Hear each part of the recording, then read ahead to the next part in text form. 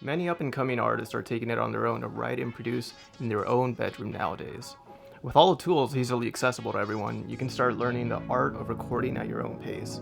Tonight, I'm going to show you my current setup as a beginner producer. I'm only going to use the bare minimum someone would need to start a mini studio for themselves. Although I have a few years of background with writing, recording is another beast entirely. So I figured if there's anyone who's on their own path or journey in music, we can learn alongside each other. So here's my current setup as of 2021. Let's get started.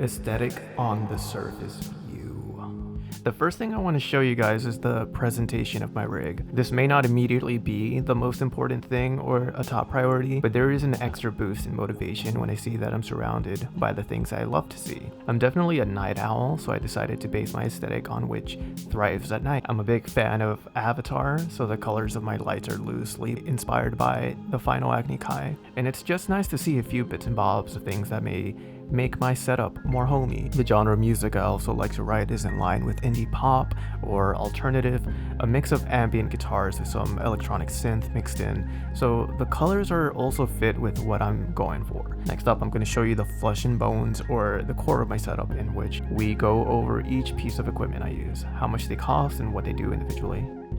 The flesh and bones. Alright, first things first, you're going to need a computer to be the foundation of your studio. I currently have the MacBook Air. I have a post-it note to cover the NSA guys from peering in. It has 2GB of RAM with 250GB of storage.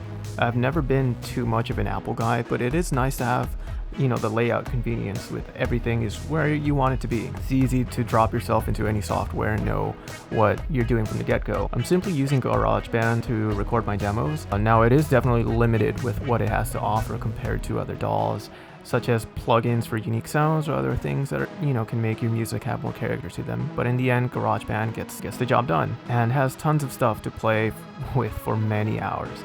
I say it's a great place to start, and you'll know you're ready to move on once you outgrow it. But either way, I wouldn't blame anyone if they recorded their entire career on GarageBand, because it truly is as solid as it is. MacBook Air is currently $1,200. If I remember correctly, the tax is another $100, but at that point, might as well, right? It's definitely not the most affordable thing right off the bat, but after having trouble with my old Toshiba laptop, it definitely is an upgrade to me. And if you plan to use a MacBook Air every day, I'd say it's worth it. Next up is the J5 Create USB Type-C. Honestly, this was not something I appreciated, but I'll save the critique for a bit later. Essentially, this is your branch that offers different slots to connect anything you'd like to connect through your computer or laptop. In my case, I require and rely on it due to having a MacBook Air. It only has 2 USB Type-C slots. This goes for around $20, which isn't much compared to everything else on this list, but it's still a hassle. If you have a computer that has more than one type of slot, which is most computers, you should be good. Alright, here's the big one that everyone's been raving about. This is the Focusrite Scarlett 2i2, which is our interfacer. This is an essential piece of my studio, since there's no way to get a clean sound without it. Connected to my J5 Create, this is how we can plug in our guitars, use the DAWs plugins and effects, or you can plug a microphone if you want to record it the more traditional way, or capture sounds from your amp from different angles. The Scarlett goes for $160. The pros may laugh at us using the Scarlett, but again, sometimes the simplest of things get a job done. You don't need this gigantic room with a whole wall filled with analog space station as the gadgets to do your own thing, This leads up to my next high-tech gadget, the VXR 100 shotgun microphone. This could be used for vocals, guitar tracks as mentioned before, or other ambient sound effects you'd like to add in your projects. Now, this isn't inherently a mic made for music recording. I had originally bought it for my Tascam DR60DMK Mortal Kombat 2 that I was using for a short film I was working on a year ago. The movie didn't work out, but I still had both my mic and the Tascam, so I started using them for recording music. The mic was around $80. The Tascam isn't really needed for music recording, but if you guys are interested and want the option, it goes for around $200. My Novation Launch Key 49 is a solid start for a MIDI keyboard. As I'm not a drummer, this is where I get my percussion sounds for my demos. Depending on the plugins you have, this is also your home base for a variety of different sounds you can produce for both rhythm, synths, lead, and whatever you like to complement your songs with. They go for $220. The guitar I use has been the one I've been using for years since I first started learning how to play. It's a Squire Strat bullet guitar with a starburst body. It's not the best guitar out there, but it's been alongside me in every show I've ever played, stuck with me in the late nights of insomnia, and it's just my go-to thing. Squires are usually deemed for beginners due to the sound they produce, but honestly, you save enough for better pickups and decent strings, it sounds just like a Fender. Total cost for a new one would be $170. Lastly, I currently use Tascam TH200X headphones. It honestly has a really balanced out sound. No specific frequencies dominate or overlap over others, so based off of my experience, you can get an accurate sound of what your project will sound like on a neutral field. They go for about $20. I do have amps and pedals, but I only really use them for live performances, since my style of recording mostly goes for plugging in my guitar straight into the interfacer, so I'll save them for another video. Now you guys might have noticed I haven't mentioned a sound system, and the reason why is simply because I don't have one. What I have is a Denon AVR X33000, but it currently needs to be repaired. A rule that every artist should follow is hearing your demos and tracks from different platforms such as headphones, your phone, car speakers, etc. Not having a sound system is a big disadvantage for me right now. Since I only have my headphones to hear my projects from, this doesn't mean recording is all of a sudden ruined, but it takes more time to be able to listen to my projects on different platforms, which is essential to practicing since not all outputs are the same. So, to finish this off, the total cost of everything I've listed is a whopping total of $1,870. Rounding up to almost 2K. If you already own a computer, that number might just drop to 1K. If you want to make your own music studio, you do need a steady source of income before you decide to take the jump into it. I didn't get everything I have in one night, obviously. It did take around a year of retail, working at Home Depot. to gather everything one by one. There's still a few things left to go until I can really capitalize on the resources that are still out there. The pros and the cons.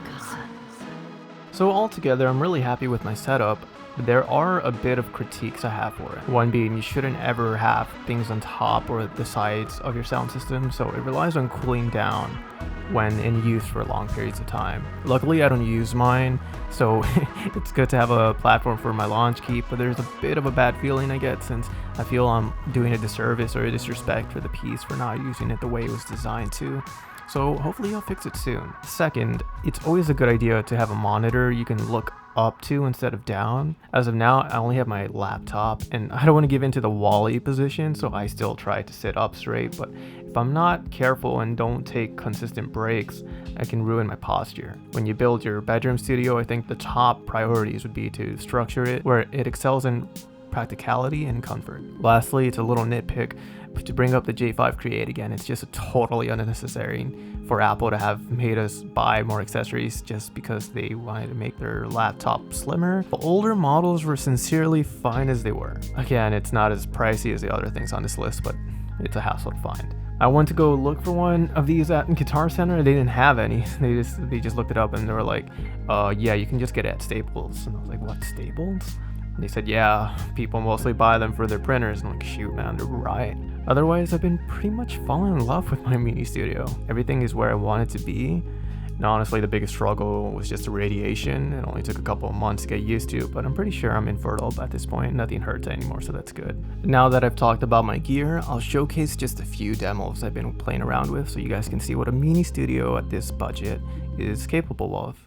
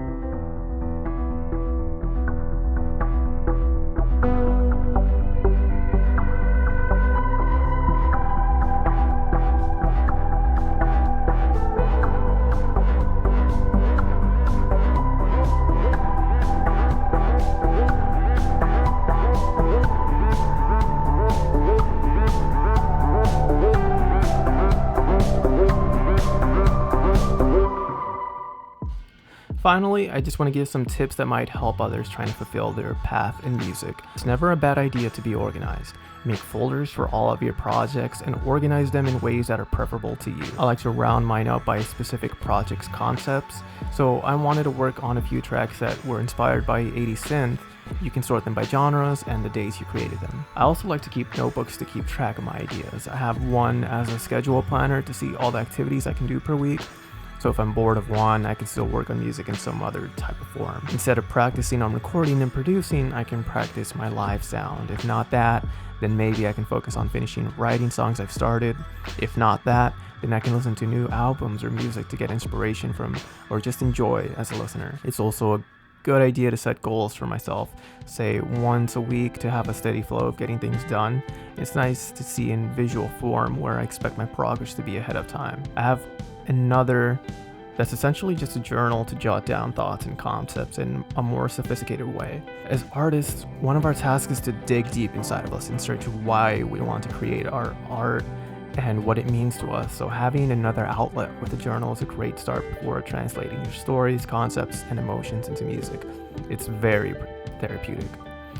I also have more journals for the pure purpose of brainstorming, just random thoughts, lyrics, lines, poems, drawings, anything I can think of. It's pretty chaotic. It's the one thing I allow myself to be messy in. It's just complete chaos, and it's fun to just let everything out. Writing consistently, even if it's just BS, it helps create a mind flow, so it allows your brain to open up into a constant state of creation. I like to write maybe just a page of random ideas a day, but hey, let's say 365 ideas in a year. One of them is bound to be a little gem. Lastly, I just want to say, especially to all the younger artists out there, to please not allow yourself to become pessimistic.